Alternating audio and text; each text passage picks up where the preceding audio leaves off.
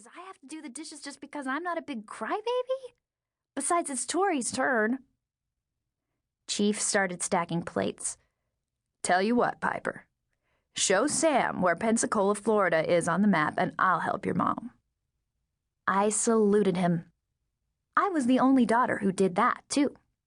My sisters needed to learn some respect. Chief may not be an officer, but he was the highest rank an enlisted man could be in the U.S. Navy. He fixed jets better than anyone. He even taught other people to do it. Sam had a pile of pizza on her plate with the cheese missing. I hated cheese on my pizza, and that's all Sam liked about it. I took Sam by the hand. Come on. Sam and I walked downstairs to Mom's studio. It really wasn't a studio, just a basement where Mom did her art. Mom lighted strawberry-scented candles whenever she worked down there, but I could still smell the fumes from her oil paints. This was the first home where we lived that wasn't on a military base. When we arrived in San Diego, Mom and Chief found an old gray house to rent with a big yard and a huge climbing tree. A tire swing hung from a low branch. Higher up, Chief had built a tree house. That's where the Gypsy Club met. I loved the tree house. Chief built it for all of us, but Tori hardly climbed up. And when she did, she never did anything fun. She'd just read a boring book or play Scrabble with one of her boring friends. Sam was only 5 and too little to climb up there unless Mom, Chief, or Tori went with her, so it was really like the treehouse belonged to me. I'd had a lot of good times in the treehouse. I'd lost a front tooth, spied on our neighbors, played pirates with the other Gypsy Club members. Thinking of missing all that stuff made me feel that fish bumping against my belly again. Sam tugged at my shirt. Piper, where's Florida? Her black curls covered her head like a zillion miniature slinky toys. No one else in our family had curly hair. Mom said Grandpa Reynolds did when he was younger, but now he didn't have any hair. Sometimes, when Sam was driving me crazy, I liked to pretend she wasn't my real sister.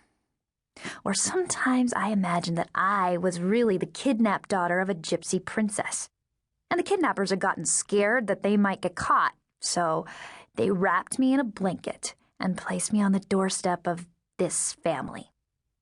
Of course, it was only a dream. Everyone said that Tori and I were the spitting image of Mom with our blonde hair. Sam let out a big sigh and yanked at my shirt sleeve. Where's Florida? Just a second. She didn't fool me. She knew where Florida was. She just wanted me to point to the wrong state so she could show off. I touched the part of the map that said San Diego, California.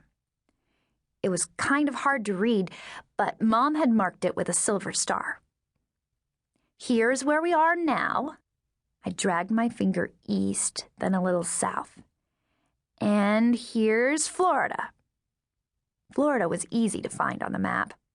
It looked like the long, skinny bottom part of a key. I'd memorized all the state shapes for a test we'd had this year. Montana was shaped like the head of a woman wearing a rectangular hat. Michigan was a mitten ready to catch a snowball. Nevada looked like a wide hatchet. I would have gotten 100 on that test if I hadn't misspelled all the words. Where's Pepsi-Cola? Sam asked. Pensacola, I corrected her. That's what I said, Pepsi-Cola. I clucked my tongue. You're just trying to be silly. Sam was practically a genius. She was already reading chapter books. The principal even gave her special permission to be in the kick-off-the-school-year spelling bee. When she won, he called her a child prodigy. Tori said a prodigy was someone who could do something better than a lot of people. To me, it meant Sam got her picture in the paper wearing the crown she received as a prize.